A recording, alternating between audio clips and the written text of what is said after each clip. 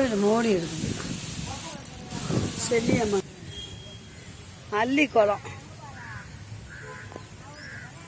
வாங்க குளத்துக்கிட்ட போகலாம். சுறாபுரி முருகன் கோயில் போகிற முன்னாடியே ஒரு குளம் இருக்குது. சூப்பராக இருக்குது. அவன் அள்ளி பூ பாருங்க எப்படி பூத்துருக்கு பாருங்க.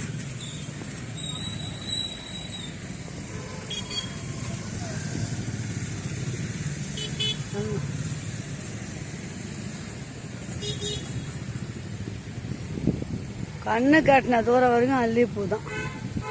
சரியான அல்லிப்பூ. வாங்க போகலாம். கிட்ட வந்திருக்கேன் பாருங்க அல்லிப்பூ.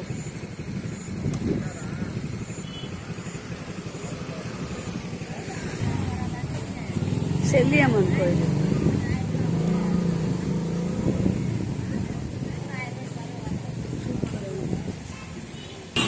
திருச்சியா சாப்பிட்டாச்சு. கோயிலேருந்து வந்துட்டோம்.